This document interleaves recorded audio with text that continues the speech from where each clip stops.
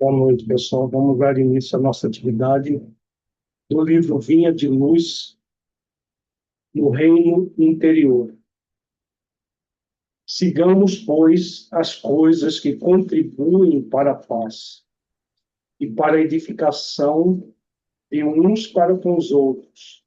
Paulo, Romanos, capítulo 14, versículo 19. Não podemos esperar, por enquanto, que o Evangelho de Jesus obtenha vitória imediata no espírito dos povos. A influência dele é manifesta no mundo em todas as coletividades. Entretanto, em nos referindo às massas humanas, somos compelidos a verificar que toda transformação é vagarosa e difícil. Não acontece o mesmo, porém, na esfera particular do espírito. Cada espírito possui o seu reino de sentimentos e raciocínios, ações e reações, possibilidades e tendências, pensamentos e criações. Nesse plano, o ensino evangélico pode exteriorizar-se em obras imediatas. Bastará que o aprendiz se afeiçoe ao mestre. Enquanto o trabalhador espia questões do mundo externo, o serviço estará perturbado. De igual maneira, se o discípulo não atende às diretrizes que servem à paz edificante, no lugar onde permanece, e se não aproveita os recursos em mão para concretizar a verdadeira fraternidade, seu reino interno estará dividido e atormentado sob a tormenta forte. Não nos entreguemos, portanto, ao desequilíbrio de forças em homenagens ao mal, através de comentários alusivos à deficiência de muitos dos nossos irmãos, cujo barco ainda não aportou à praia do justo entendimento.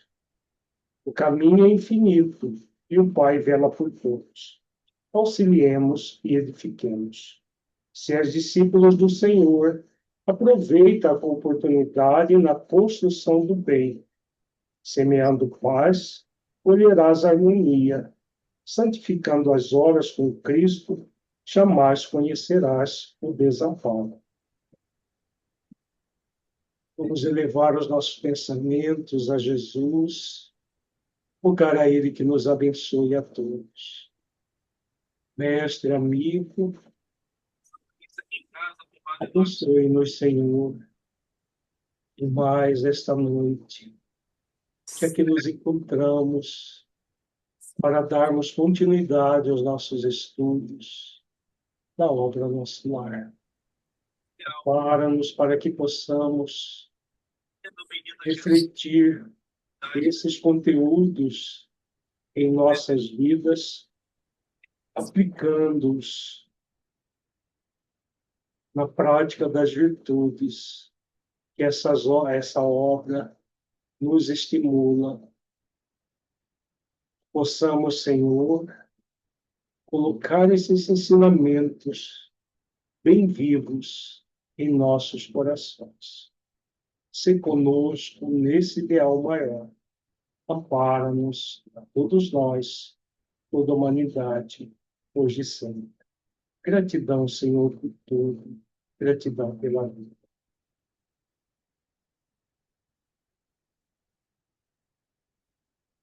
Lembrando que quem tiver algum problema com a sua imagem sendo publicada no YouTube, mantenha a sua câmera fechada. Vamos fazer uma breve recordação do nosso encontro anterior.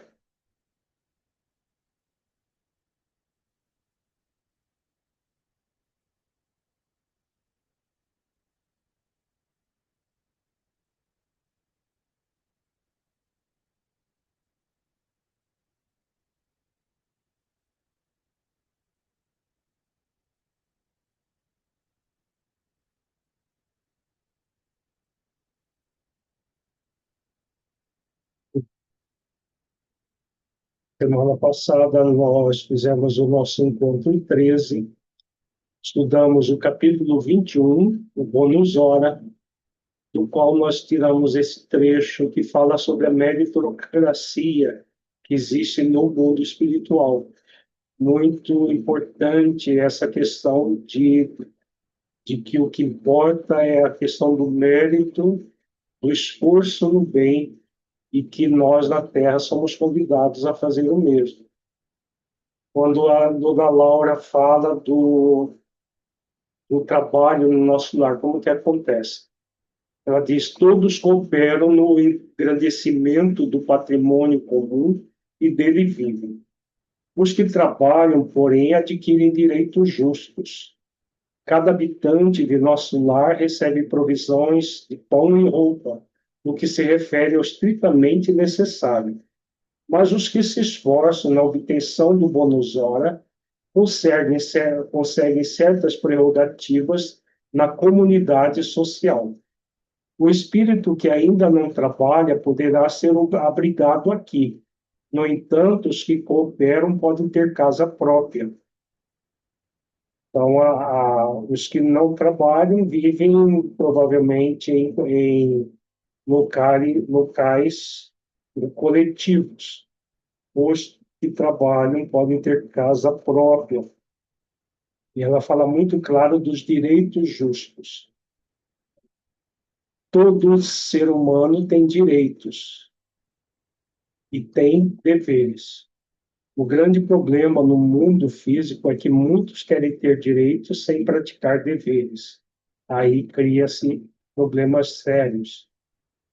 O ocioso vestirá sem dúvida, mas o operário dedicado vestirá o que melhor lhe pareça. Compreendeu? Os inativos podem permanecer nos campos de repouso ou nos parques de tratamento, favorecidos pela intercessão de amigos. Entretanto, as almas operosas conquistam o bônus hora e podem gozar a companhia de irmãos queridos nos lugares consagrados ao entretenimento ou o contato de orientadores sábios nas diversas escolas dos ministérios em geral.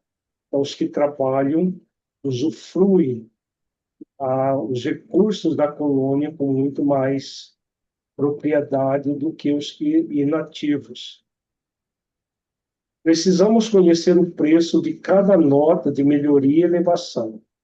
Cada um de nós, os que trabalhamos, deve dar no mínimo 8 horas de serviço útil nas 24 horas de que o dia se constitui.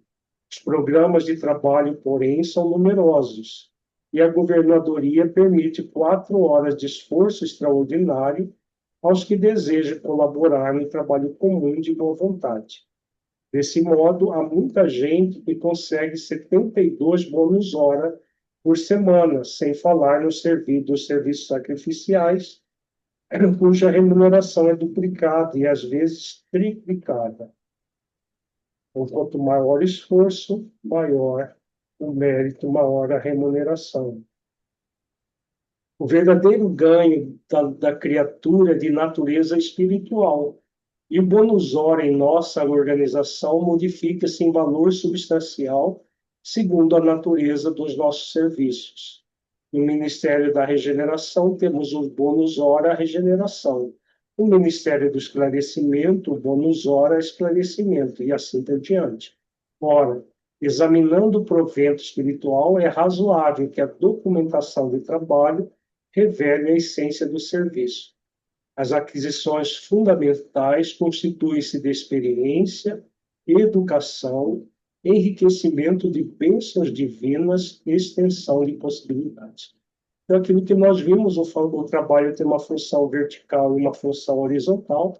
A função vertical é de natureza espiritual, é o aprimoramento da criatura com ela mesma no trabalho, qualquer que seja o trabalho que seja uma ocupação útil.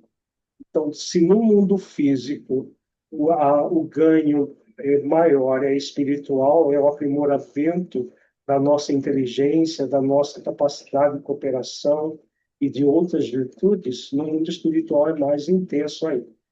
né? Porque a função horizontal, que é de usufruir os recursos da colônia, pode ser suspendida. Se a pessoa não quiser trabalhar, ela tem os recursos. No mundo físico, se ela não quiser trabalhar, muitas vezes ela pode ter problemas sérios de manutenção da sua própria subsistência. Mas a função vertical sempre estará presente com um ganho maior da criatura. No capítulo 23, Saber Ouvir, a dona Laura fala do intercâmbio entre o mundo espiritual, a colônia Nosso Lar, e o mundo físico. E os problemas que haviam na colônia quando eles tinham uma comunicação muito constante com o mundo físico, gerando muito desequilíbrio na colônia até que foi cessado esse intercâmbio. E ela diz que nos círculos terrestres somos levados muitas vezes a viciar as situações. A hipertrofia do sentimento é mal comum de quase todos nós. Somos, por lá, velhos prisioneiros da condição exclusivista. Em família, isolamos-nos frequentemente no cadinho do sangue e esquecemos o resto das obrigações. Vivemos distraídos dos verdadeiros princípios de fraternidade. Ensinamos-los a todo mundo, mas, em geral, chegado o momento do testemunho, somos solidários apenas com os nossos. Aqui, porém, meu amigo, a medalha da vida apresenta outra face. É preciso curar nossas velhas enfermidades e sanar injustiças. Então, aqui uma orientação a respeito do processo de apego, que é muito comum na crosta, do apego às pessoas próximas e, muitas vezes, o desprezo, a indiferença com pessoas que não são do nosso círculo íntimo. E que no mundo espiritual nós somos convidados a rever isso. Estudamos também parte do capítulo 24, o impressionante apelo, que trata do início da Segunda Guerra Mundial e de uma colônia chamada Moradia, que estava fazendo um apelo para que orassem para ver se conseguia impedir a eclosão da Segunda Guerra Mundial e o locutor de uma estação de rádio dessa colônia enviando uma mensagem. Vamos ver aqui. Impressionante apelo. Concitamos os colaboradores de bom ânimo a congregar energias no serviço de preservação do equilíbrio moral nas esferas do globo. Ajudai-nos, quantos puderem ceder algumas horas de cooperação nas zonas de trabalho que ligam as forças obscuras do umbral à mente humana. Negras falanges da ignorância, depois de espalharem os fachos incendiários da guerra na Ásia, cercam as nações europeias, impulsionando-as a novos crimes. Nosso núcleo, junto aos demais, que se consagram ao trabalho de higiene espiritual nos círculos mais próximos da crosta, denuncia esses movimentos dos poderes concentrados no mal, pedindo concurso fraterno e auxílio possível. Lembrai-vos de que a paz necessita de trabalhadores de defesa. Colaborai conosco na medida de vossas forças, a serviço para todos, desde os campos da crosta às nossas portas. Que o Senhor nos abençoe. Interrompeu-se a voz, ouvindo-se divina música novamente. A inflexão do estranho convite abalara minhas fibras mais íntimas. Veio Lises em meu socorro, explicando. Estamos ouvindo Moradia, velha colônia de serviços muito ligada às zonas inferiores. Como sabes, estamos em agosto de 1939. Seus últimos sofrimentos pessoais não lhe deram tempo para ponderar sobre a angustiosa situação do mundo, mas posso afiançar que as nações do planeta se encontram na iminência de tremendas batalhas. Em agosto de 1939, a Polônia foi invadida e começou a chamada Segunda Guerra Mundial.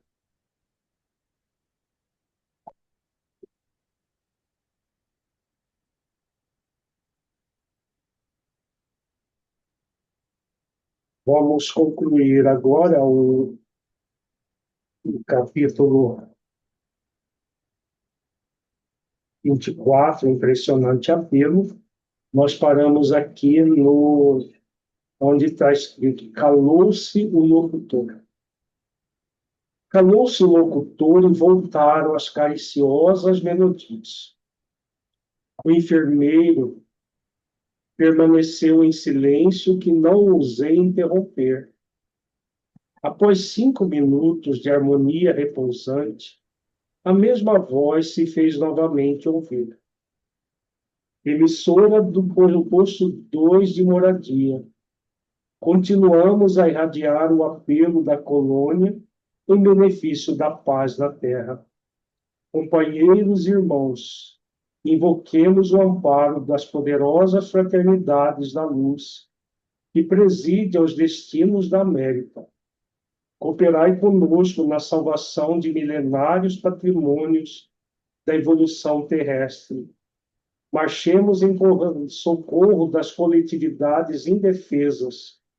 Amparemos os corações fraternais sufocados de angústia. Nossas energias estão empenhadas em vigoroso duelo com as legiões da ignorância. Quando estiver ao vosso alcance, vinde em nosso auxílio. Somos a parte invisível da humanidade terrestre, e muitos de nós volveremos aos fluidos carnais para resgatar prístinos erros. A humanidade encarnada é igualmente nossa família. Unamo-nos numa só vibração. Contra o assédio das trevas, acendamos a luz. Contra a guerra do mal, movimentemos a resistência do bem. Rios de sangue e lágrimas ameaçam os campos das comunidades europeias. Proclamemos a necessidade do trabalho construtivo. Dilatemos nossa fé. Que o Senhor nos abençoe. Muito interessante esse parágrafo, né? Um apelo de uma pessoa que está, sinceramente, condoída de tudo que estava acontecendo, e dá para perceber que a guerra é muito mais intensa na dimensão espiritual do que na própria dimensão física, né? As legiões, quando ele fala aqui, o vigoroso duelo com as legiões da ignorância. E ele faz um apelo interessante quando ele fala aqui das fraternidades da luz que presidem aos destinos da América.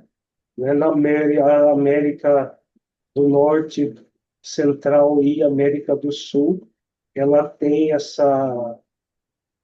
fraternidades da luz, que são espíritos também no Oriente também tem. Segundo alguns relatos espirituais, eles se reúnem pelo menos uma vez ao dia, para emitir luz para o planeta, orar e emitir luz para o planeta. Só que eles não têm como dissolver o mal que existe em nós. Eles têm como enviar a luz, mas as trevas interiores, que geram as trevas exteriores, é só com a transformação moral da humanidade. E esse momento da humanidade no século XX foi um momento de profunda ignorância espiritual. E quem está acompanhando os noticiários nos nossos dias, dá a impressão que nós estamos tendo uma repetição do mesmo processo, dessas legiões de ignorância tentando de tudo para eclodir uma terceira guerra mundial na Europa novamente. Parece que a Europa não se cansa de das guerras, né? Não teve um século que a Europa ficou sem guerras. E agora a Rússia quer se unir à China contra o restante da Europa. Os Estados Unidos parece que já vão entrar no meio e a situação é muito mais grave agora porque a humanidade desenvolveu armas nucleares capazes de exterminar o planeta inteiro. Não vai exterminar apenas a Europa, a Rússia, o planeta inteiro. Claro que dentro se nós formos estudar o capítulo 24 do Evangelho de Mateus, que fala do sermão profético, Jesus fala desses dias, fala das guerras, dos rumores de guerra, e ele fala muito claro que não será o fim do planeta, mas o fim de uma era. Então, a destruição do planeta, Deus não permitiria, mas que pode gerar essa, essa nuvem escura que está pairando sobre o planeta, gerar muito mais dor e sofrimento, mais do que já está sendo gerado. Calcula-se hoje que por dia, pelo menos 10.000 soldados morram, tanto do lado da Ucrânia quanto da Rússia. Imagina ampliando isso para outros países, quantos, e a maioria que morre são jovens, porque os fomentadores ficam lá nos gabinetes, numa calefação, se está frio, no ar-condicionado, se está quente, e mandando os jovens como bucha de canhão para morrer, né? Além dos militares que morrem, muitos civis morrem também. E se tiver uma guerra com os armamentos que nós temos hoje, a situação é muito mais grave, né? E aí pede de nós muita oração nesse momento para que nós façamos diferença positiva no planeta, nesse momento, né, em que nós estamos vivendo para evitar uma nova guerra. A essa altura, desligou Mises o aparelho e viu enxugar discretamente uma lágrima que seus olhos não conseguiam conter. Num gesto expressivo, falou para o ouvido. Grandes abnegados os irmãos de moradia, tudo inútil, porém, acentuou triste depois de ligeira pausa. A humanidade terrestre pagará em dias próximos terríveis tributos de sofrimento. Não há, todavia, recurso para conjurar a tremenda catástrofe? Perguntei sensibilizado. Infelizmente, acrescentou Lísias em tom grave e doloroso, a situação geral é muito crítica. Para atender às solicitações de moradia e de outros núcleos que funcionam nas vizinhanças do umbral, reunimos aqui numerosas assembleias, mas o Ministério da União Divina esclareceu que a humanidade carnal, como personalidade coletiva, está nas condições do homem insaciável que devorou o excesso de substâncias no banquete comum. A crise orgânica é inevitável. Nutriram-se várias nações de orgulho criminoso, vaidade e egoísmo feroz. Experimento agora a necessidade de expelir os venenos letais, demonstrando, entretanto, o propósito de não prosseguir no amarguroso assunto. Lísias convidou-me a recolher.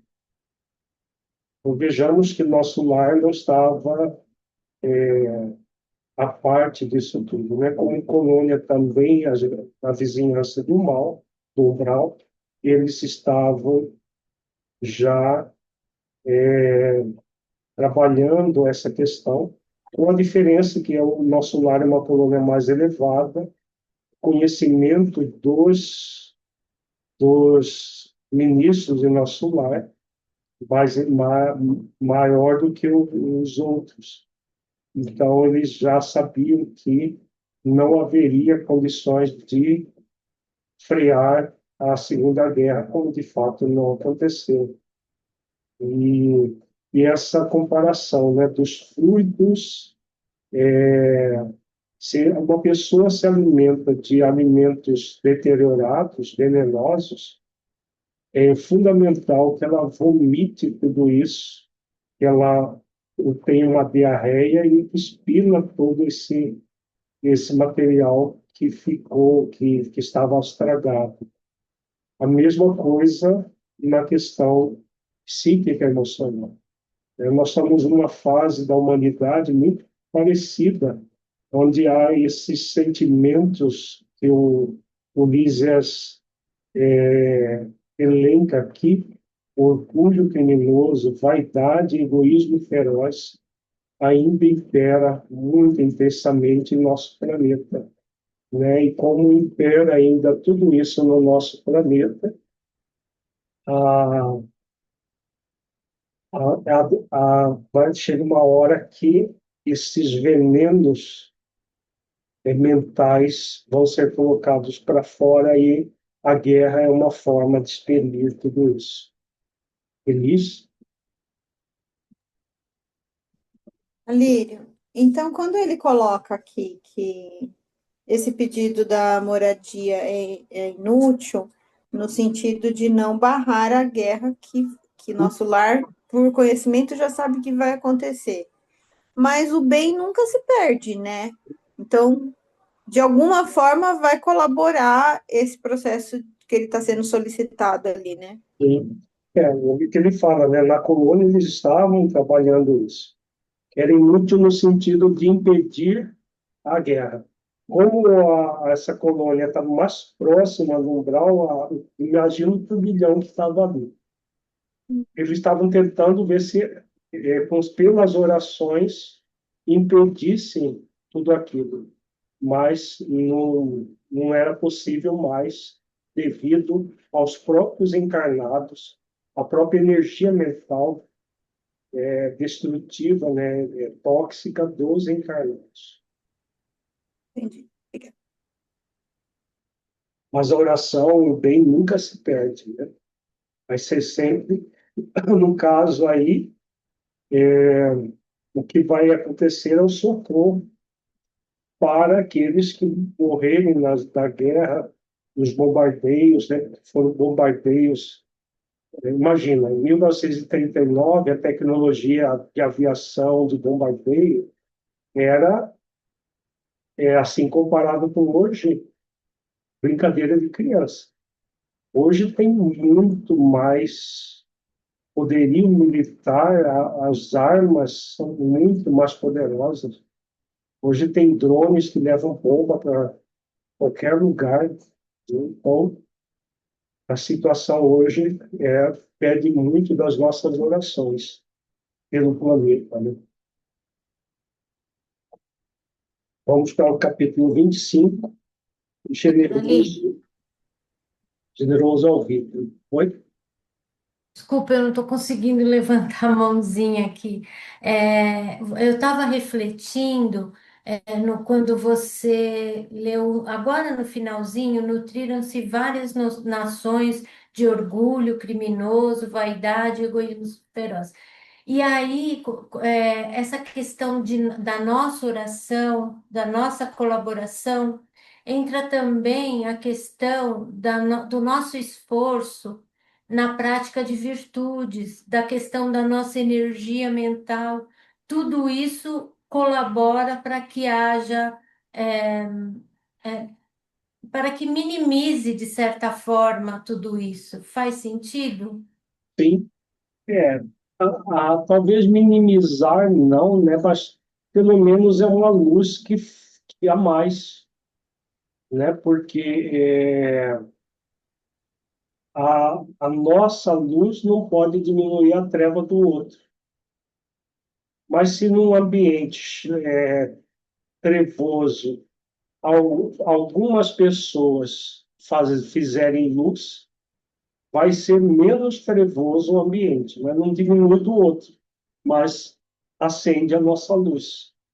Porque o que é prejudicial é nós ficarmos perturbados, inquietos, com medo. E esse tipo de energia acaba sendo energia tóxica que soma a energia do ódio, do orgulho, do egoísmo dos demais. Então, não é um motivo para medo. Estudar o sermão profético é uma forma de você realmente ter uma visão mais profunda do que está acontecendo e o que nós podemos realizar nesse momento.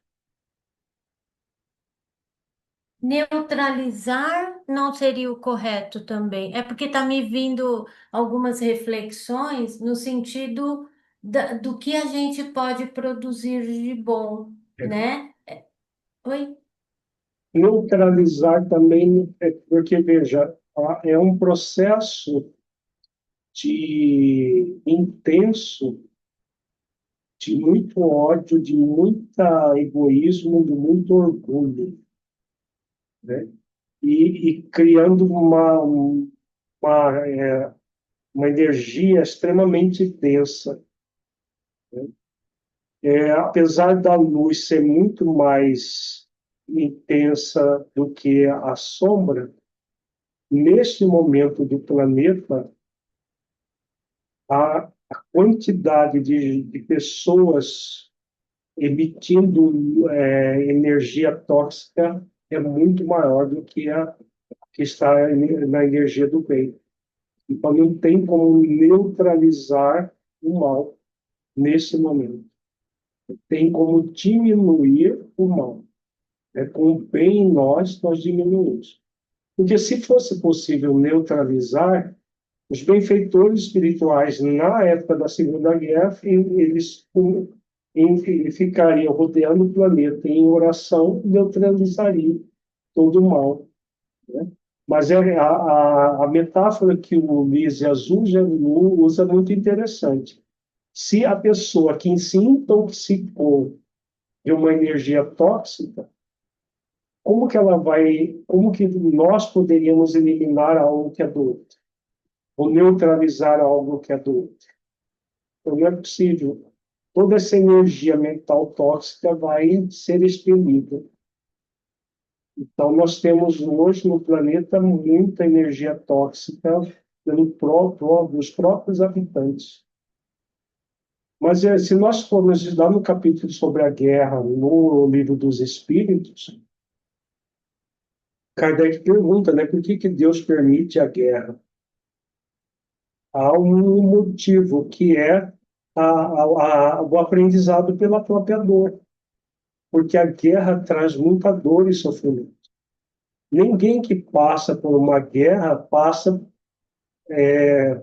de uma forma assim como inocente, né? Existe um motivo para que a pessoa passe por situações de guerra e sofra em situações de guerra. Então, é para aprendizado de todos os envolvidos, desde os comandantes até aqueles que vão para os campos de batalha aprender a como não agir. Uns aprendem mais, outros não aprendem menos. Agora, nós estamos numa fase em que essas guerras que nós estamos vivendo serão as últimas guerras do planeta. Né? Todos esses espíritos belicosos que ainda estão encarnados vão ser exilados do planeta.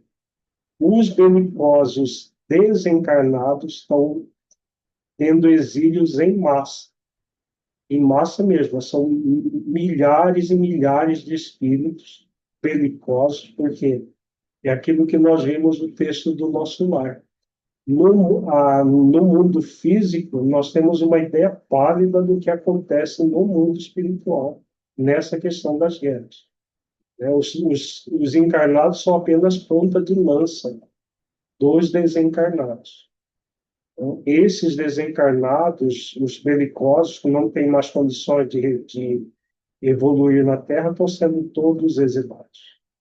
com a diminuição desses espíritos já vai ser um alívio para nós encarnados aqui. Mas ainda não cessará totalmente, né? Por enquanto, nas próximas décadas, nós vamos ter ainda muitas guerras e humores de guerra, como está no sermão profético. Ok, Ângela? As pontas de lança que você falou, elas têm o caminho certo, né? Porque existem as pessoas que se deixam, né, levar por esses movimentos, né, através dos próprios sentimentos e das tendências que traz. Sim. É. São movimentos psíquicos emocionais da criatura, né? Que você não... Só a própria pessoa que pode neutralizar. Jéssica? Alírio, quando você comentou sobre o exílio em massa dos encarnados que estão desencarnando, como fica a questão dos espíritos que já estão desencarnados, muito empedernidos no mal, na região das trevas e do umbral? Já inicia um processo em paralelo de exílio? Eu falei o contrário, não é os encarnados que estão desencarnados. Os desencarnados que fomentam os encarnados, esses estão sendo exilados. Todos os espíritos belicosos, todos esses guerreiros que fomentam as guerras, são espíritos extremamente inteligentes, mas não moralizados, e que fomentam as guerras, esses todos estão sendo exilados, em massa. E os que estão encarnados, quando desencarnarem no seu tempo, cada um vai ter o seu tempo, vão também ser exilados. Não vai ter espíritos belicosos na Terra. Jesus mesmo ensina isso. Ele fala, os mansos e os pacíficos herdarão a Terra. Então, para permanecer na Terra, só partir da brandura e da paz interior. Só sendo pacífico. Guerreiro, aqui não vai ter mais vez. Todos serão exilados sem exceção. Vamos para o 25, generoso ao fim. No dia imediato, muito cedo, fiz leve refeição em companhia de Lísias e familiares. Antes que os filhos se despedissem, rumo ao trabalho do auxílio, a senhora Laura encorajou-me, o espírito hesitante, dizendo bem-humorada: já lhe arranjei companhia para hoje. Nosso amigo Rafael, funcionário da regeneração, passará por aqui a meu pedido. Poderá aceitar-lhe a companhia em direção ao novo ministério. Rafael é a antiga relação de nossa família e apresentá-lo-á em meu nome ao Ministério Genésio, ao ministro Genésio. Não poderia explicar o contentamento que me dominou a alma. Estava radiante. Agradeci comovido, sem encontrar palavras que definissem meu júbilo. Lísias, por sua vez, demonstrou grande alegria. Abraçou-me efusivamente antes de sair, sensibilizando-me o coração. Ao beijar o filho, a senhora Laura recomendou: você, Lísias, avise ao ministro Clarencio que comparecerei ao expediente logo que entregue o nosso amigo aos cuidados de Rafael. Comovidíssimo, eu não consegui agradecer tamanha dedicação. Ficando a sós, a desvelada genitora do meu amigo dirigiu-me a palavra carinhosa. Meu irmão, permita-me algumas indicações para os seus novos caminhos. Creio que a colaboração maternal sempre vale alguma coisa. E já que sua mãezinha não reside em nosso lar, reivindico a satisfação de orientá-lo neste momento. Gratíssimo, respondi sensibilizado. Nunca saberei traduzir meu reconhecimento à sua atenção. Sorriu a bondosa senhora, acrescentando: estou informada de que pediu trabalho há algum tempo. Sim, esclareci, relembrando as elucidações de Clarencio. Sei igualmente que não obteve de pronto, recebendo mais tarde a necessária autorização para visitar os ministérios que nos ligam mais fortemente à Terra. Esboçando significativa expressão fisionômica, a boa senhora acrescentou: é justamente nesse sentido que lhe ofereço minhas sugestões humildes. Falo com direito de experiência maior. Detendo agora essa autorização, abandone quanto lhe seja possível os propósitos de mera curiosidade. Não deseje personificar a mariposa de lâmpada em lâmpada. Sei que seu espírito de pesquisa intelectual é muito forte, médico, estudioso, apaixonado de novidades e enigmas. Seria muito fácil deslizar na posição nova. Não esqueça que poderá obter valores mais preciosos e dignos que a simples análise das coisas. A curiosidade, mesmo sadia, pode ser zona mental muito interessante, mas perigosa por vezes. Dentro dela, o espírito desassombrado e leal consegue movimentar-se em atividades mobilitantes, mas os indecisos e inexperientes podem conhecer dores amargas, sem proveito para ninguém. Clarencio ofereceu-lhe ingresso nos ministérios, começando pela regeneração. Pois bem, não se limite a observar. Em vez de albergar a curiosidade, medite no trabalho e atire-se a ele na primeira ocasião que se ofereça. Surgindo ensejo nas tarefas da regeneração, não se preocupe em alcançar o espetáculo dos serviços nos demais ministérios. Aprenda a construir o seu círculo de simpatias e não ouvide que o espírito de investigação deve manifestar-se após o espírito de serviço. Pesquisar atividades alheias sem testemunhos do bem pode ser criminoso atrevimento. Muitos fracassos nas edificações do mundo originam-se de semelhante anomalia. Todos querem observar, raros se dispõem a realizar.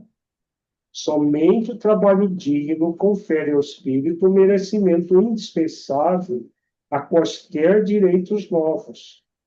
O ministério da regeneração está repleto de lutas pesadas, localizando-se ali a região mais baixa de nossa colônia espiritual.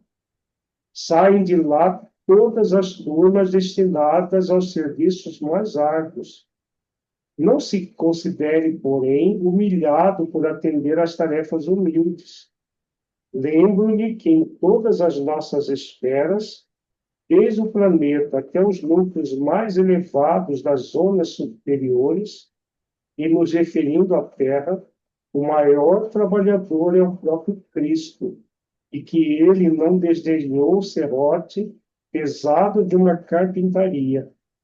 O ministro Clarencio autorizou gentilmente a conhecer, visitar e analisar, mas pode, como servidor de bom senso, converter observações em tarefa útil.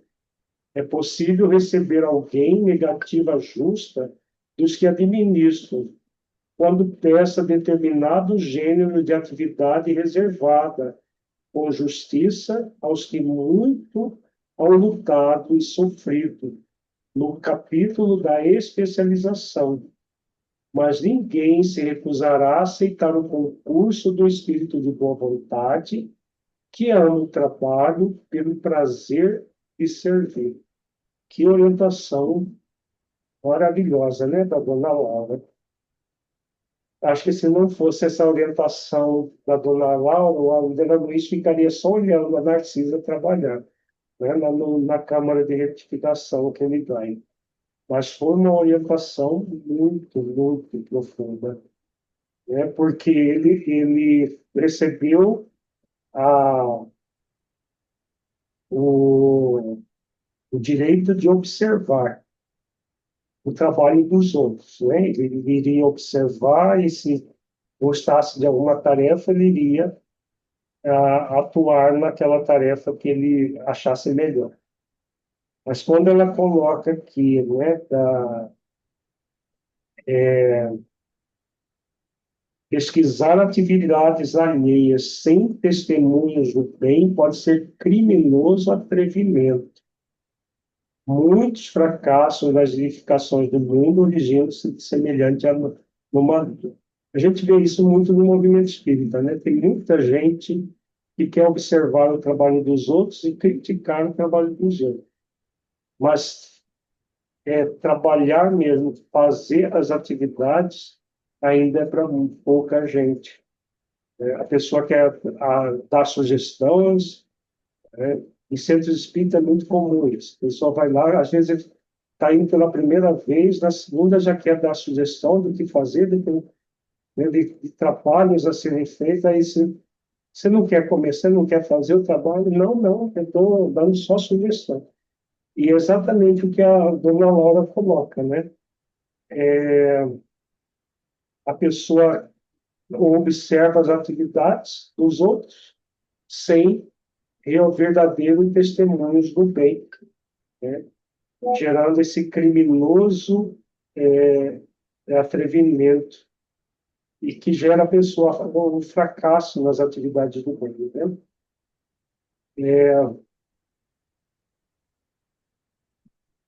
E ela fala também de construir simpatias, né? Doação. Depois ela fala das tarefas humildes, né? O que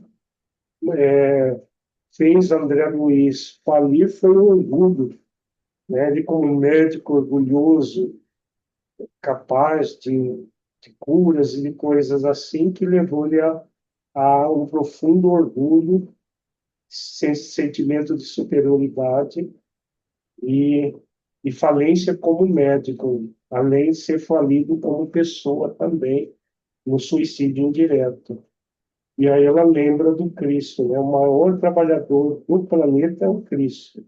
E ele não desdenhou um serrote pesado de uma carpintaria.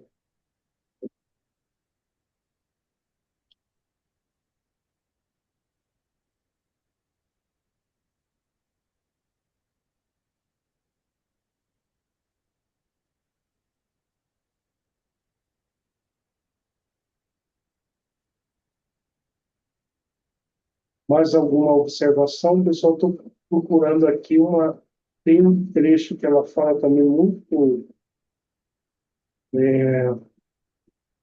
interessante, me perdi.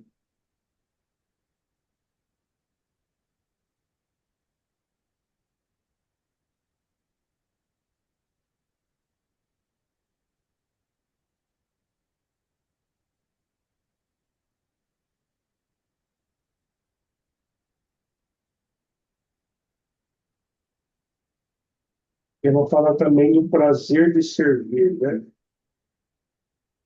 Ninguém se recusará a aceitar o concurso do espírito de boa vontade que ama o trabalho pelo prazer de servir, né? É a importância desse o prazer de servir, de ser útil, independente do tipo de serviço. O que importa é o prazer de ser útil nessas, nessas atividades.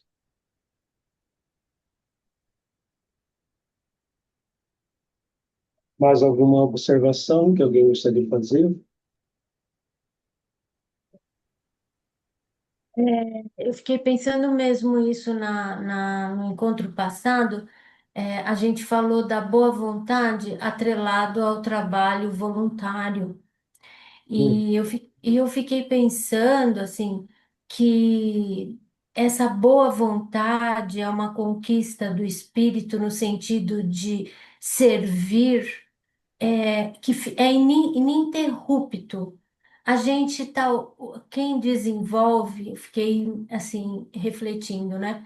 É útil o tempo todo. Então é assim, nas pequeninas coisas ou em algo maior, não importa, mas às vezes uma orientação bem dada, Uhum. uma palavra amiga. Então, às vezes a gente acha que boa vontade atrelado ao trabalho social pode ser um trabalho braçal, claro, pode ser, mas além disso, né, doutora Lírio, é algo muito, muito bem edificado na gente.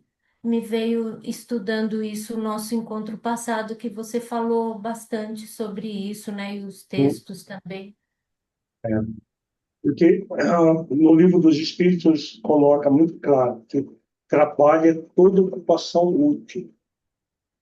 Se toda ocupação é útil, é trabalho, o que nós estamos fazendo aqui agora é trabalho.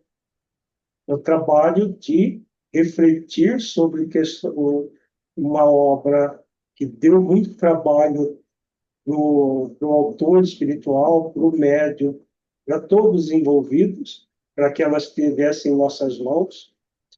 E nós estamos agora refletindo sobre o significado delas na nossa vida, nós estamos trabalhando. Né? É um trabalho muito prazeroso, isso é trabalho, né? Toda ocupação útil. Então, inclusive o nosso lar, até conversas edificantes são consideradas trabalho e a pessoa ganha bônus hora. Né? No segundo livro da série Os Mensageiros, aborda essa questão, né, de conversas edificantes como trabalho. Então, toda ocupação útil, quando você está sendo útil a você ou a alguém, nós estamos em trabalho. É a lei do trabalho. E o que é mais importante desse trabalho é aquilo que nós conseguimos na vertical da vida, como espíritos imortais, né? São as conquistas do espírito imortal. Continuando, meus olhos estavam úmidos. Aquelas palavras pronunciadas com meiguice maternal caíam-me no coração como bálsamo precioso. Poucas vezes sentira na vida tanto interesse fraternal pela minha sorte.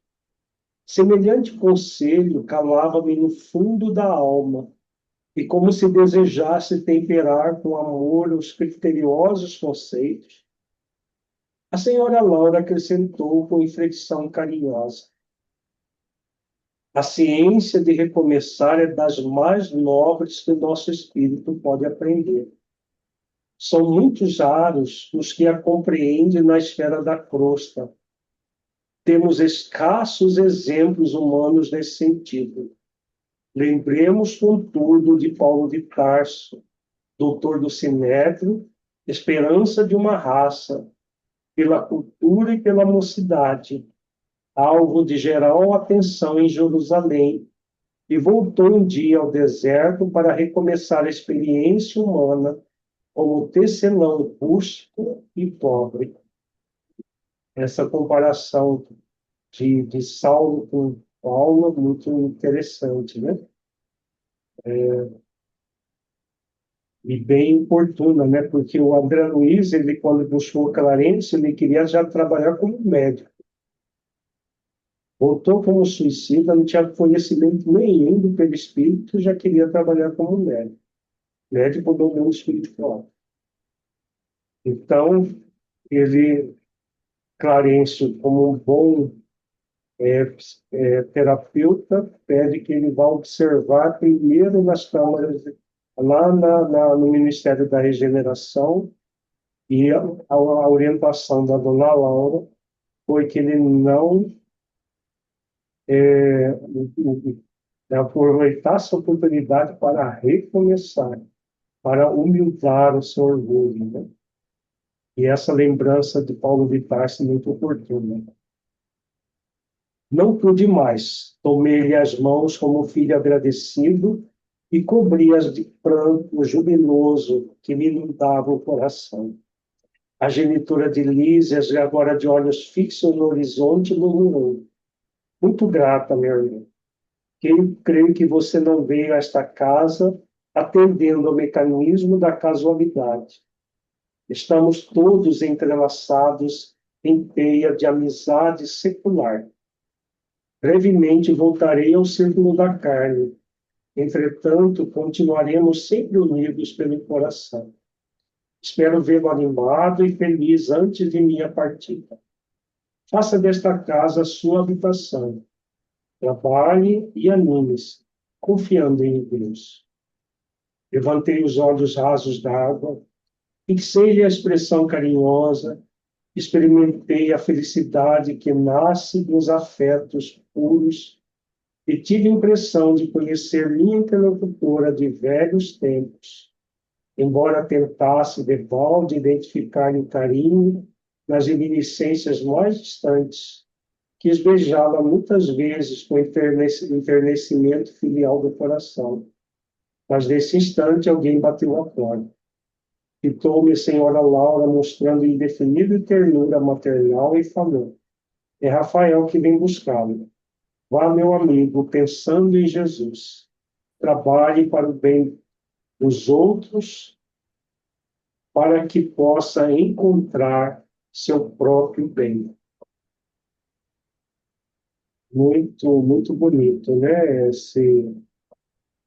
Esse final aqui do capítulo.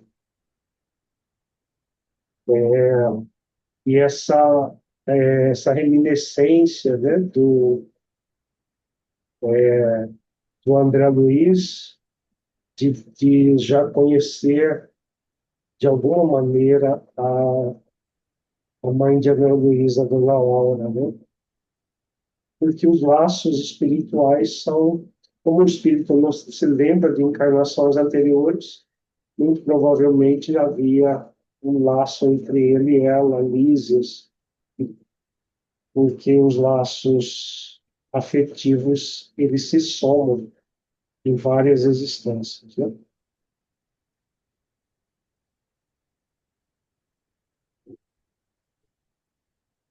Capítulo 26, novas perspectivas. Ponderando as sugestões carinhosas e sábias da mãe de Lísias, acompanhei Rafael convicto de que iria não às visitas de observações, mas ao aprendizado e serviço útil. Anotava surpreso os magníficos aspectos da nova região, rumo ao local onde me aguardava o ministro Genésio. Contudo, seguia Rafael em silêncio, estranho agora ao prazer das muitas indagações. Em compensação, experimentava novo gênero de atividade mental. Dava-me toda a oração, pedindo a Jesus me auxiliasse nos caminhos novos, a fim de que me não faltasse trabalho e forças para realizá-lo. Antigamente, avesso às manifestações da prece, agora a utilizava como valioso ponto de referência sentimental aos propósitos do serviço. Essa diferença do espírito imortal no corpo e espírito imortal no mundo espiritual. No corpo, ele desdenhava a oração, tinha a religião só de formulário, não adentrava no espírito da religiosidade, só que agora ele, já se vendo como espírito imortal, a oração passa a ser o alimento dele enquanto espírito, né? E é um alimento para nós, para todos nós, tanto encarnados quanto desencarnados. É o grande alimento da alma. O próprio Rafael, de quando em vez, lançava-me curioso olhar, como se não devesse esperar tal atitude da minha parte. Deixou-nos o aeróbus à frente de espaçoso edifício. Descemos calados. Em poucos minutos, achava-me diante do respeitável Genésio, um velhinho simpático, cujo semblante revelava, entretanto, singular energia. Rafael apresentou-me fraternalmente. Assim, disse o generoso ministro, é o nosso irmão André. É o nosso irmão André? Para servi-lo, respondi. Tenho notificação de Laura referente à sua dúvida. Fique à vontade. Nesse ínterim, a companheira aproximou-se respeitosamente e despediu-se, abraçando-me em seguida. Rafael era esperado com urgência no setor de tarefas a seu cargo. Fixando em mim os olhos muito lúcidos, Genésio começou a dizer: Clarencio falou-me a seu respeito com interesse. Quase sempre recebemos pessoal do Ministério do Auxílio em visita de observações, que na sua maior parte redundam em estágio de serviço. Compreendi a sutil alusão e obtemperei. Este é o meu maior desejo. Tenho mesmo suplicado às forças divinas que me ajudem o espírito frágil, permitindo seja convertida a minha permanência neste ministério em estação de aprendizado. Genésio parecia comovido com as minhas palavras, e valendo-me das inspirações que me inclinavam à humildade, roguei de olhos úmidos. Senhor ministro, compreendo agora que minha passagem pelo Ministério do Auxílio se verificou por efeito da graça misericordiosa do Altíssimo, talvez devido à constante intercessão de minha devotada e santa mãe. Noto, porém, que somente venho recebendo benefícios, sem nada produzir de útil. Certo, meu lugar é aqui, nas atividades regeneradoras. Se possível, faça por obséquio, seja transformada a concessão de visitar em possibilidade de servir. Compreendo hoje, mais que nunca, a necessidade de regenerar meus próprios valores. Perdi muito tempo na vaidade inútil. Fiz enormes gastos de energia na ridícula adoração de mim mesmo. E transformação, né? Então, aquele médico orgulhoso que, na primeira observação do médico que foi visitá-lo, ficou todo ressentido, né? Orgulhoso por ter falado para ele que ele tinha voltado pelo suicídio, as várias situações de reclamação, e agora ele está humildando, resolveu por humildar o seu orgulho. Isso que é humildar o orgulho, é reconhecer a limitação e trabalhar por transformá-la na virtude correspondente, né? Então, ele reconhece a vaidade, ele vinha dando vazão até esse momento. A vaidade é uma filha do orgulho,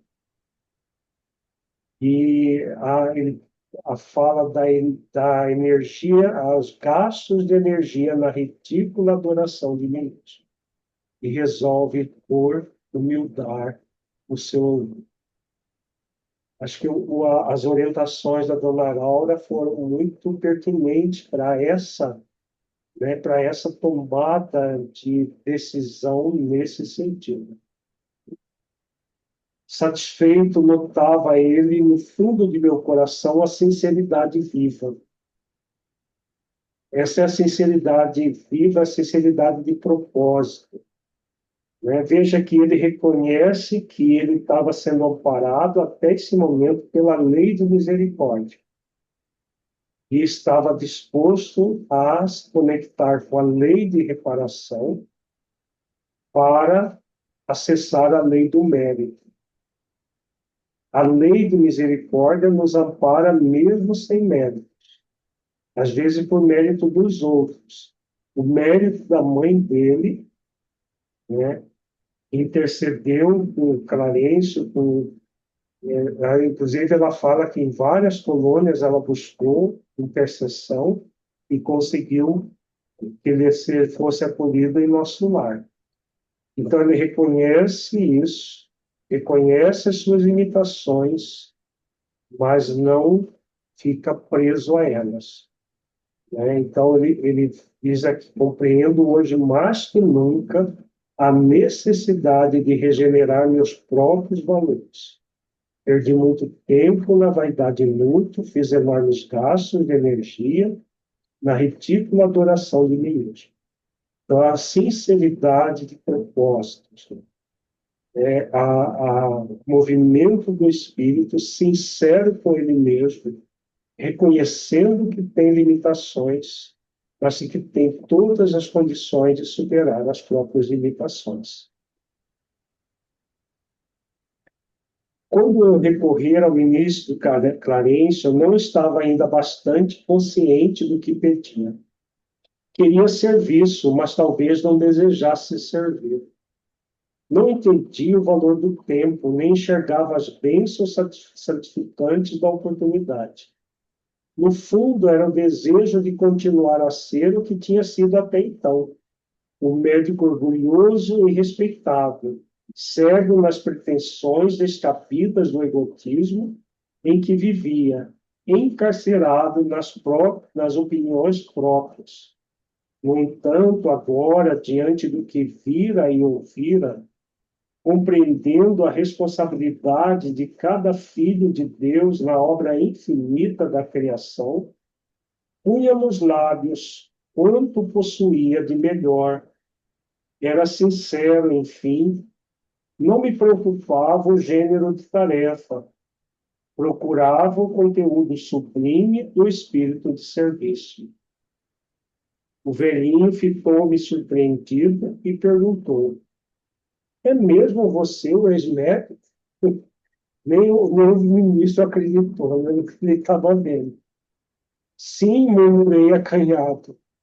O Genésio calou por momentos, como buscando resolução para o caso, dizendo então: louvo seus propósitos e peço igualmente ao Senhor o conserve nessa posição digna.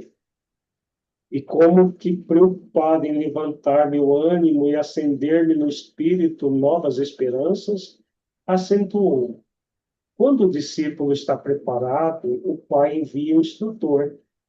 O mesmo se dá relativamente ao trabalho. Quando o servidor está pronto, o serviço aparece. O meu amigo tem recebido enormes recursos da providência. Está bem disposto à colaboração. Compreende a responsabilidade. Aceita o dever. Tal atitude é sumamente favorável à concretização dos seus desejos. Nos círculos carnais, costumamos felicitar o homem quando ele atinge prosperidade financeira ou excelente figuração externa. Entretanto, aqui a situação é diferente. Estima-se a compreensão, o esforço próprio, a humildade sincera. Que fala profunda, né, do ministro Genésio. Quando o discípulo está preparado, o Pai envia o instrutor. O mesmo se dá relativamente ao trabalho. Quando o servidor está pronto, o serviço aparece. Então, André Luiz estava pronto para servir. Agora o serviço iria aparecer. Antes ele estava querendo repetir os mesmos erros que ele teve como médico orgulhoso do seu saber, né? E a comparação que o Genésio faz também é muito interessante. Quanto que na Terra o que vale é os aspectos exteriores, a prosperidade financeira, no mundo espiritual o que mais vale é a compreensão, o esforço próprio, a humildade sincera. Identificando a ansiedade, concluiu: é possível obter ocupações justas. Por enquanto, porém, é preferível que visite, observe, examine. E logo, ligando-se ao gabinete próximo, falou em voz alta: Solicito a presença de Tobias antes que se dirija às câmaras de retificação. Não se passaram muitos minutos e assomou à porta o senhor de maneira desembaraçadas. Tobias explicou Genésio atencioso. Aqui tem um amigo que vem do Ministério do Auxílio em tarefa de observação. Creio de muito proveito para ele o contato com as atividades das câmaras retificadoras. Estendi-lhe a mão enquanto o desconhecido correspondia afirmando gentil as suas ordens. Conduza-o, prosseguiu o ministro, evidenciando grande bondade. André precisa integrar-se no conhecimento mais íntimo de nossas tarefas. Faculte-me toda oportunidade de que possamos dispor. Prontificou-se Tobias, revelando a maior boa vontade. Estou de caminho, acrescentou ele bem-humorado. Se deseja acompanhar-me, perfeitamente, respondi satisfeito. O ministro Genésio abraçou-me comovido com palavras de animação.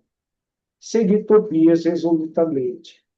Atravessamos largos quarteirões, onde numerosos edifícios me pareciam colmeias de serviço intenso. Percebendo-me a silenciosa indagação, o novo amigo esclareceu. Temos aqui as grandes fábricas de nosso lar.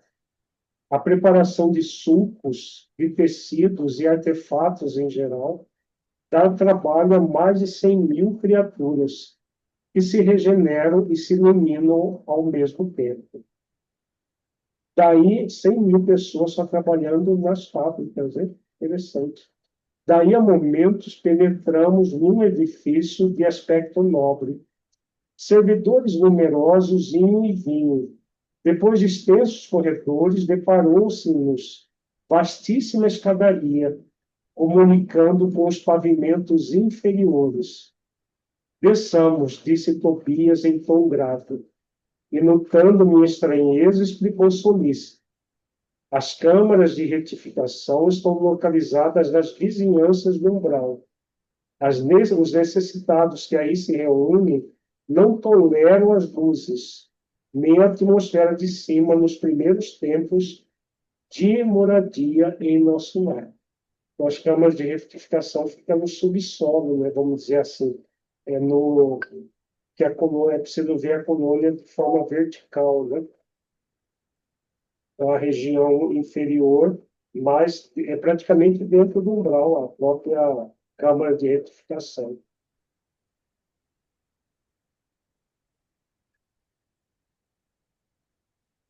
Nós temos 18 minutos para a gente começar o capítulo 27. Alguém teria alguma pergunta, dúvidas até agora?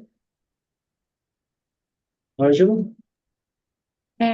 Eu fiquei com essa parte que fala, está bem disposto à colaboração, compreende a responsabilidade e aceita o dever. Várias virtudes aí numa decisão consciencial, né? Me veio muito forte. Ele completa dizendo que essa atitude é fundamental para concretizar a nossa idealização, né? Exato. É a decisão consciencial de ser, né, de ser. Muito bom. O trabalho, enfim. Nunca poderia imaginar o quadro que se desenhava agora aos meus olhos. Não era bem hospital de sangue, nem instituto de tratamento normal da saúde orgânica. Era uma série de câmaras vastas, ligadas entre si e repletas de verdadeiros despojos humanos. Singular vozerio pairava no ar, gemidos, soluços, frases dolorosas pronunciadas a esmo, rostos escabeirados, mãos esqueléticas, faces monstruosas, deixavam transparecer terrível miséria espiritual. Tão angustiosos foram minhas primeiras impressões, que procurei os recursos da prece para não fraquejar. Tobia, imperturbável, chamou velha servidora que a cobriu atenciosamente. Vejo poucos auxiliares, disse admirado. O que aconteceu? O ministro Fracos, esclareceu a velhinha em tom respeitoso, determinou que a maioria acompanhasse os samaritanos para os serviços de hoje nas regiões do umbral. Os samaritanos são organização de espíritos benfeitores em nosso lar. Nota do autor espiritual. Há que multiplicar energias, tornou ele sereno. Não temos tempo a perder. Irmão Tobias, por caridade, gritou um ancião, gesticulando, agarrando ao leito à maneira de louco. Estou a sufocar. Isto é 1000 vezes pior que a morte da terra. Socorro, socorro, quero sair, quero ar, quero muito ar. Tobias aproximou-se e examinou com atenção e perguntou: por que teria o ribeiro piorado tanto? Experimentou uma crise de grandes proporções, explicou a serva. E o assistente Gonçalves esclareceu que a carga de pensamentos sombrios emitidos pelos parentes encarnados era a causa fundamental desse agravo de perturbação.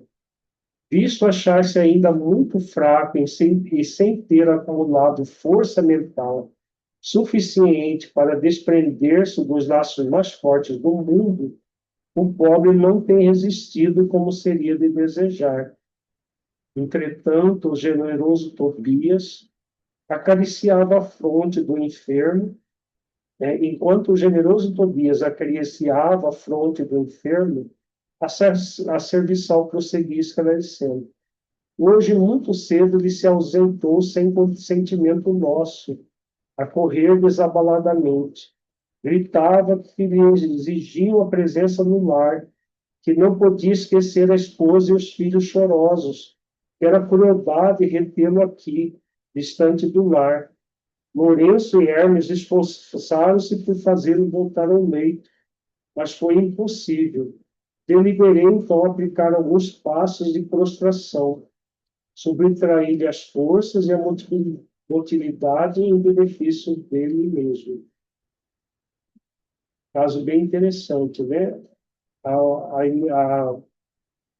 A energia mental dos encarnados, dos parentes encarnados, estavam atraindo esse senhor, e ele se sentia como se estivesse sufocando, como se estivesse pior do que a morte no corpo físico. E sentindo sufocando pela própria energia mental dos parentes encarnados. Fez muito bem, acentuou Tobias pensativo. Vou pedir providências contra a atitude da família. É preciso que ela receba a maior bagagem de preocupações para que deixe o ribeiro em paz. Bem interessante, né? Então, isso, a providência divina providencia uns probleminhas para a família para poder deixar o desencarnado em paz. Fixei o doente procurando identificar a expressão íntima, verificando a legítima expressão de um dementado. Ele chamara Tobias como a criança que conhece o benfeitor, mas acusava profundo alheamento de quanto se dizia a seu respeito. Notando-lhe admiração, o novo orientador explicou. O pobrezinho permanece na fase de pesadelo em que a alma pouco mais vê e ouve que as aflições próprias. O homem, meu caro, encontra na vida real o que amontoou para si mesmo. Nosso ribeiro deixou-se empolgar por numerosas ilusões. Eu quis indagar da origem dos seus padecimentos, conhecer-lhes a procedência e o histórico da situação. Entretanto, recordei as criteriosas ponderações da mão de Lísias, relativas à curiosidade e à lei. Tobias dirigiu ao enfermo generosas palavras de otimismo e esperança. Prometeu que iria providenciar recurso a melhoras, que mantivesse calma em benefício próprio e que não se aborrecesse por estar preso à cama. Ribeiro muito trêmulo, rosto ceraço, esboçou um sorriso muito triste e agradeceu com lágrimas. E a constatação de Tobias muito profunda, né?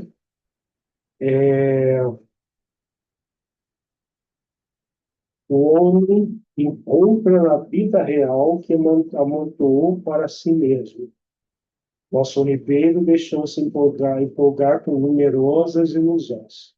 Além da família estar em uma energia mental, provavelmente de desespero, de apego muito forte, a vida dele não foi uma vida reta, né? E aí temos no mundo espiritual, que é a verdadeira vida, aquilo que nós construímos psíquica e emocionalmente para nós mesmos quando estamos encarnados. Seguimos por numerosas filas de camas bem cuidadas, sentindo a desagradável exalação ambiente, oriunda, como vinha a saber mais tarde, das emanações mentais dos que ali se congregavam, com as dolorosas impressões da morte física e muitas vezes sob o império de baixos pensamentos. No mundo físico, a gente não percebe a energia mental, mas no mundo espiritual, a energia mental até fede, né? Veja que o cheiro, ele fala, o André Luiz fala, desagradável exalação ambiente, que vinha da energia mental dos espíritos desencarnados naquelas condições. Reservam-se estas câmaras, explicou o companheiro bondosamente, apenas a entidades de natureza masculina. Tobias, estou morrendo à fome e sede, bradava um estagiário. Socorro, irmão, gritava outro. Por amor de Deus, não suporto mais, exclamava ainda outro. Coração alanceado ante o sofrimento de tantas criaturas, não contive a interrogação penosa. Meu amigo, como é triste a reunião de tantos sofredores e torturados. Por que este quadro angustioso? Tobias respondeu sem perturbar. Não devemos observar aqui somente dor e desolação. Lembre, meu irmão, que esses doentes estão atendidos, que esses doentes estão atendidos, que já se retiraram do umbral, onde tantas armadilhas aguardam os imprevidentes, descuidosos de si mesmos. Nesses pavilhões, pelo menos, já se preparam para o serviço regenerador. Quantas lágrimas que vertem, recordemos que devem a si mesmos esses padecimentos. A vida do homem está centralizada onde centralize ele o próprio coração. Olha que interessante essa fala, né? Porque André Luiz estava condoído deles, estavam sofrendo tanto assim. Mas eles já estavam atendidos numa cama, bem cuidados. Imagina esses espíritos que estavam há pouco tempo antes, estavam nas regiões umbralinas, sendo perseguidas como o próprio André Luiz estava.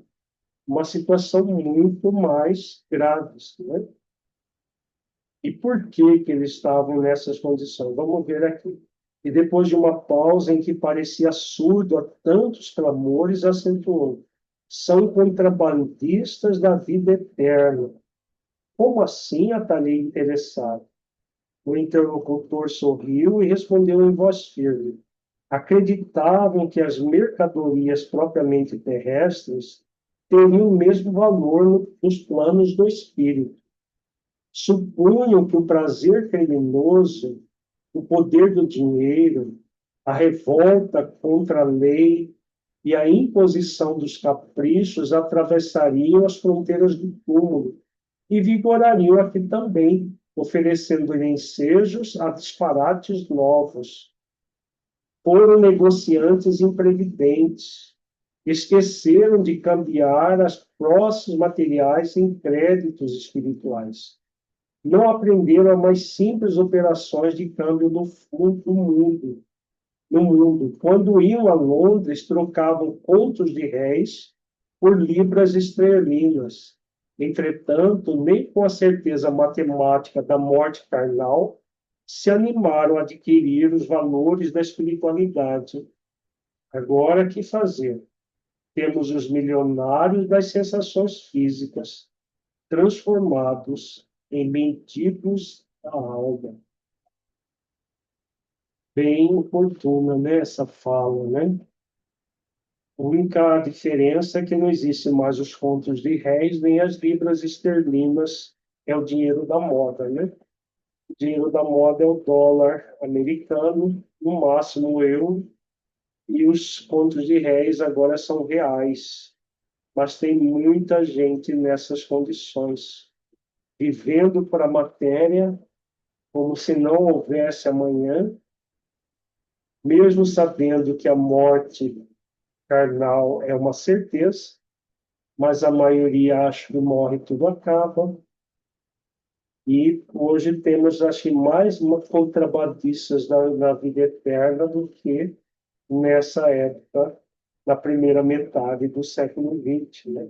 Muitos contrabandistas na vida eterna, né? E que vão, hoje, Londres não está tão na moda quanto Nova York, Dubai e outros lugares onde se troca reais por dólares e muita gente vivendo a custas de outros, né? Só essa CPI da Covid, do INSS, está mostrando quanto de roubalheira tem nesse país, né? Eu acho que é uma das piores que já tivemos no nosso país, porque estão roubando pessoas miseráveis, né, que vivem com dois salários mínimos, e essas pessoas estão vivendo roubando essas pessoas para comprar iates, mansões, carros de luxo, joias. É terrível isso, né? São os contrabandistas da vida eterna. Acho que nas trevas, acho que nem um grau para esse tudo. Esse do INSS, acho que nem um grau vai ser suficiente. Vai ser nas trevas mesmo a situação, porque é gravíssima a situação. E realmente é uma realidade no nosso país que continua pior ainda do que na primeira metade do século XX. Mas não é exclusiva no nosso país, né? Quantos contrabandistas na vida eterna nós temos no mundo? Como nosso tempo terminou, vamos ficar por aqui.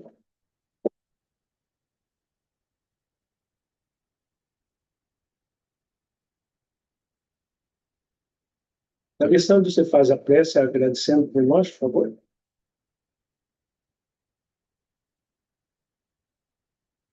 Desejar, fechando os olhos, lembrando a figura amorosa do Mestre Jesus, gratos estamos por mais uma oportunidade de estudar os teus ensinamentos através dos laços da fraternidade trazidos por André Luiz, outros benfeitores e o médium, aonde eles se encontram, que eles possam receber as nossas flores da gratidão e que possamos, bastante amorosa, enxergarmos dentro de nós mesmos os sentimentos a serem transformados. Nosso muito obrigado, Mestre, por mais uma oportunidade de estudar, estudando-nos. Assim seja. Boa noite para todos nós, muita paz. Noite. Boa noite, pessoal. Boa noite. Boa noite a todos.